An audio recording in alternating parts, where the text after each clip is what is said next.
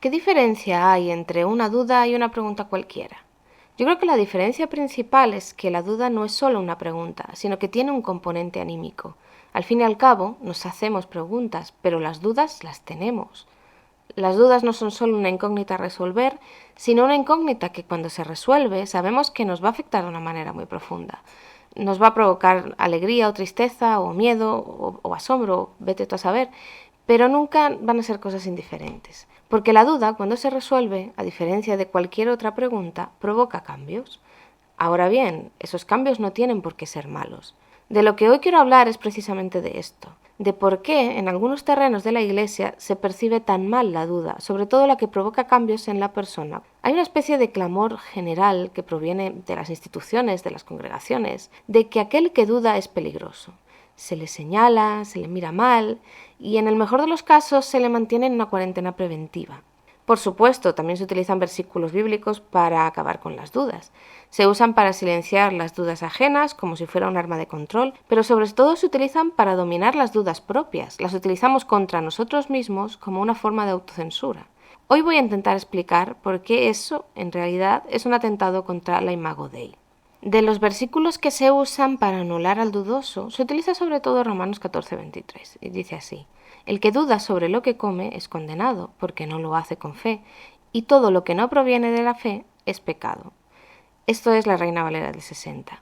Y desde aquí, desde este punto, leerlo así como de manera sencilla y sin contexto, es bastante fácil que se dé el salto y se llegue a defender que la duda es pecado. Y eso ya son términos mayores, porque normalmente la gente suele tomarse muy en serio el pecado porque se toma muy en serio su salvación. Versículos como este se lanzan contra los que se atreven a expresar vacilación, pues con respecto a diferentes cosas que la congregación o la denominación o la gente que está al cargo del liderazgo de ese grupo siente que es lo que da la identidad al grupo. Si estás en un ambiente bautista y te pones a dudar del bautismo de adultos, pues estarás en un problema. Si estás en un entorno muy patriarcal y conservador y te atreves a dudar de que sean pecado las diversidades sexuales, te metes también en un problema muy serio. El problema surge, por un lado, porque tú empiezas a dudar y eso te desconecta directamente del grupo, de un grupo que parece homogéneo y compacto en sus creencias. Pero por otro lado, el problema se duplica si expresas abiertamente la duda. Si dudas, pero te lo callas y finges y actúas como si no dudases, hay quienes creen sinceramente que eso está honrando a Dios. Y la verdad es que la Biblia dice todo lo contrario. Como ocurre siempre, hay otra lectura posible de estos textos en los que se basa ese silencio impuesto, esa acusación al dudoso. No es cuestión de cambiar el texto ni de hacer trucos de magia, sino simplemente recordarnos a nosotros mismos que nuestra lectura de la Biblia está muy sesgada por lo que hemos escuchado siempre y por la manera en la que siempre se han usado estos textos y por esa manera que tenemos de aislarlos de su entorno inmediato como si fueran mantras, como si fueran frases casi mágicas cuyo poder va más allá de su significado. Quizá estos textos solo necesiten un poco más de comprensión lectora para que podamos llegar a la conclusión de que no, la Biblia no dice que dudar sea pecado. Parece que lo dice si lo aíslas, pero en realidad no lo está diciendo. Voy a explicarlo. Un poco más arriba en este texto de Romanos, Pablo dice: cada uno tiene que estar firme en sus propias opiniones. Y de lo que está hablando es de que no pasa nada si diferentes personas tienen diferentes opiniones. Él habla de la comida, de la importancia que se le daba en aquel momento y en aquel lugar concreto al comer como un acto de naturaleza religiosa. Pero para los cristianos comer, salvo la Eucaristía, que es una cosa más puntual, no tenía ese matiz religioso. Así que Pablo dice: relajaos, no empecéis a acusaros los unos a los otros y haced que el amor vaya primero. Pablo sugiere que el amor vaya por delante incluso de tus propias convicciones, que la convivencia en paz y amor sea el eje principal de una comunidad. No, como se cree en muchas iglesias hoy en día, que el eje de unión de la comunidad sean las creencias compartidas. Parece sutil, pero no lo es porque cambia la manera no solo en la que se lee el texto, sino también la manera en la que se vive el Evangelio. Lo que pasa es que interpretamos el texto desde nuestra experiencia y no intentamos entender el texto que explica la experiencia de otras personas en otro momento. Pablo insiste en que no pasa nada si la gente de la misma congregación cree en cosas diferentes. Y en aquel momento tener creencias diferentes sobre la naturaleza de la comida tampoco es que fuera poca cosa, porque afectaba a la vida cotidiana, al entramado social. Pablo dice que hay que respetar al hermano y que de esos temas se puede hablar, se puede debatir y que incluso puede salir algo bueno de este diálogo, pero que la base de la vida de la Iglesia debe ser el respeto y el amor al otro, a él y a su momento vital, a su estado emocional, a lo que es capaz de entender y de procesar. En la nueva versión internacional decidieron traducir este versículo así y creo que arroja un poquito más de luz. Pero el que tiene dudas en cuanto a lo que come se condena, porque no lo hace por convicción, y todo lo que no se hace por convicción es pecado. Este mensaje es muy diferente al clásico que se suele transmitir en este tipo de iglesias controladoras de si dudas y no crees lo mismo que nosotros estás pecando. De hecho, lo que está diciendo Romanos es exactamente lo contrario. De lo que advierte Pablo es de que no se puede obligar a la gente a hacer o no hacer, amenazándolos con desterrarlos de la comunidad, porque entonces esa persona no lo hará por convicción, lo hará por miedo. Y entonces es cuando será pecado, cuando él no actúa por convicción. Fingir, callarse las dudas, transigir con conductas o con hábitos ajenos, impuestos, y en los que en el fondo no creemos, eso es lo que es pecado. Tener dudas no es pecado, y exponerlas tampoco es pecado. Lo que sí es pecado es acusar, coaccionar y presionar al otro para que no dude, así, entre comillas. No sé qué clase de ideas tiene la gente de cómo funciona la duda en la mente humana, pero sencillamente no se puede no dudar. La duda es algo que se genera espontáneamente y que no puedes ni anular ni deshacer. La duda es una señal de aviso de que hay algo incoherente en este proceso, en este acto, en este pensamiento o en lo que estás viendo en este momento. Nuestra mente actúa como un gran ordenador orgánico que analiza por debajo de las funciones vitales y de la memoria y de las acciones cotidianas toda la información que recibe y encuentra paz en la coherencia y en el orden. Y la duda es una señal de alarma de que hay algo en toda esta información que no está en orden, que no es coherente. Y en los sistemas, sean sociales, sean eclesiásticos, donde se pretende anular esas dudas, lo que se quiere anular en realidad es el pensamiento crítico y la libertad de la persona, porque una cosa es verdad, todos dudamos. Todos nuestros cerebros nos mandan constantemente esas señales de alarma cuando perciben algo que no está bien. Por ejemplo, cuando de repente nos asalta la duda de si hemos apagado el gas antes de salir de casa. Pues eso es porque existe el peligro de que no lo hayamos hecho, porque nuestro cerebro no ha procesado en la memoria inmediata la información de que hemos apagado el gas. A lo mejor estábamos despistados, hemos ido actuando de manera automática, íbamos con prisa y de repente hay muchas probabilidades de que nos hayamos olvidado realmente de apagar el gas. La duda, que empieza a corroernos en ese momento y no para hasta que volvemos a casa y comprobamos cómo está la llave del gas, actúa como un mecanismo de seguridad y ese mecanismo de seguridad es algo sano y valioso para nuestras vidas. La duda en realidad es una bendición. Así que anular la duda en sistemas eclesiales es una manera de anular el buen funcionamiento de la mente humana, de coaccionarla para que funcione de una manera antinatural y de controlar a la persona. Porque la duda forma parte de la imagen de Dios en nosotros, forma parte de esas capacidades innatas con las que hemos nacido y que si nos desarrollamos bien, y las desarrollamos bien, nos ayudan a seguir vivos. Esos sistemas de iglesia donde no se nos permite dudar definitivamente no son sanos. No se parecen a la manera en que Pablo, en Romanos, en este versículo que hemos leído, invita a la gente a que nos relacionemos unos con otros basándonos en el amor. Es más bien todo lo contrario. Son sistemas de control que no nos dejan ser libres, que no nos dejan amar en libertad y que no nos dejan relacionarnos con los otros de una manera libre y coherente y tranquila. Así que no es extraño que uno de los grandes temas teológicos de este momento de la historia sea precisamente la duda, que sea precisamente poner en duda esas creencias que se nos han impuesto sin pasar por nuestra convicción, sino apelando directamente a la praxis. Da igual que no lo creas, tú hazlo o te irás al infierno.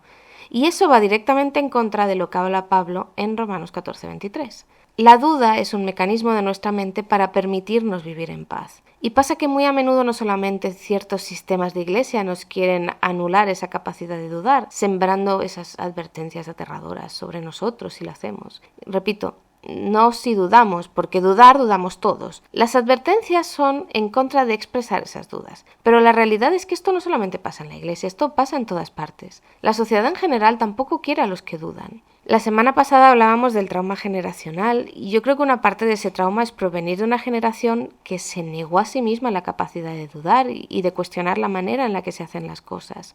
De ahí han salido grandísimos monstruos.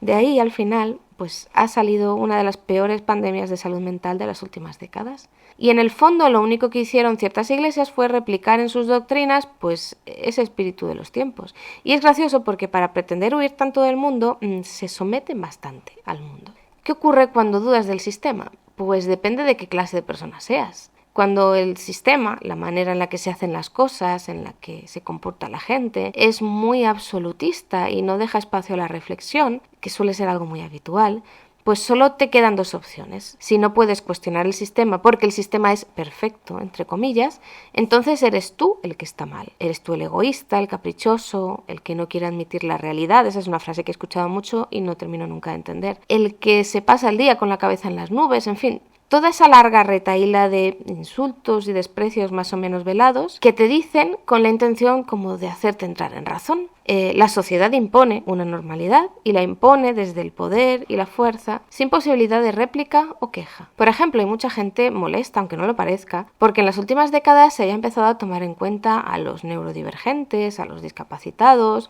o sencillamente a los que tienen un cuerpo diferente a la media. Cuando estas personas no se amoldan a lo esperado, pues se les niega que puedan ser, sencillamente.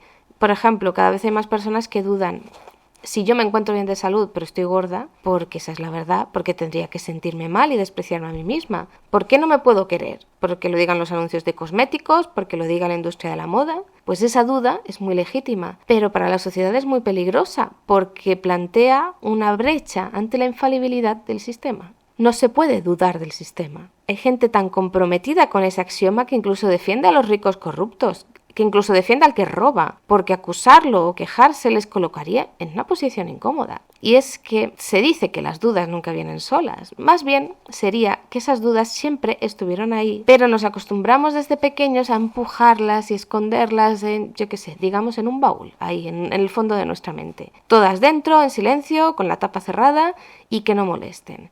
El problema es que nuestra mente sigue funcionando más o menos y las dudas pues no dejan de surgir en el devenir normal de los días. Como os he dicho, las alarmas no dejan de saltar. Cada vez que salta una, tienes que agarrarla y esconderla, porque no puedes dejarla libre y no te atreves a resolverla. Y entonces, cuando te atreves a mirar y a considerar una sola de esas dudas, lo que haces es tener que reconocer que tienes todas las demás escondidas ahí dentro desde hace años. Y entonces te encuentras con un problema, porque la única manera de deshacerse de las dudas es resolviéndolas. No se pueden esconder. Si las escondes es como que se pudren pronto y huelen mal. Y para resolver una duda, lo que hay que hacer es analizar dónde es que nuestra mente encuentra un error, una incoherencia. Y ahí es donde la salud mental juega su papel. Si tienes esa convicción absoluta de que el sistema, el mundo, es perfecto tal y como es, que hemos llegado a la cúspide de la civilización y hemos conseguido resolver todos los problemas importantes así, de manera absoluta, pues obviamente si tu cerebro dicta que hay un error, el error debe ser tú, el error debe estar en ti. Porque la mente humana no puede sobrevivir en paz con la picazón de una duda sin resolver. Eres tú el que debe cambiar, el que debe adelgazar, el que debe ser normal, el que debe dejar de ser raro, dejar de desear ciertas cosas o debes obligarte a desear ciertas otras, aunque no te atraigan nada o no te interesen. Eres tú el que debe adaptarse al sistema, porque el sistema es perfecto y el sistema no se va a adaptar a ti. Y eso nos causa una disonancia cognitiva que literalmente nos revienta por dentro. Ese es parte del trauma generacional que hemos heredado. No haber hecho caso a la verdad bíblica de que siempre tenemos que desconfiar de los sistemas, sobre todo de los sistemas humanos.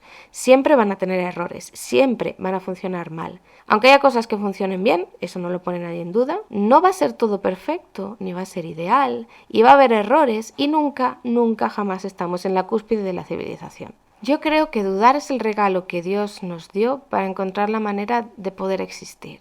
La duda es una bendición que nos ayuda, al final, a encontrarle a Él, que es la fuente de todo orden y paz. Es una especie de brújula infalible. Y no nos debería dar nunca miedo pararnos, pensar en dónde estamos y buscar la mejor manera de resolver nuestras dudas. Las mejores cosas que me han pasado a mí en la vida han sucedido porque me he atrevido a dudar. No es una frase hecha esta que digo: ¿qué pasará si quedo con él? ¿Y si echo el currículum en esta empresa? ¿Y si me siento a escribir esto que tengo en la cabeza? O yo qué sé. ¿Qué pasaría si me animo a grabar un podcast? pues todas las experiencias y los cambios que acabaron surgiendo de esas dudas al final fueron decisivas para modificar lo que entonces no era más que mi futuro, pero resulta que hoy pues es mi presente. Algunas cosas salieron mal, pero nada en el fondo fue inútil.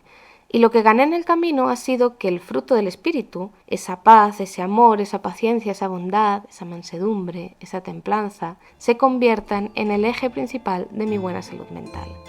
Así que animaros a sacar vuestras dudas a la luz para que les dé el aire y al resolverlas encontréis paz y orden y tranquilidad. Yo soy Noa Alarcón y esto es El Camino.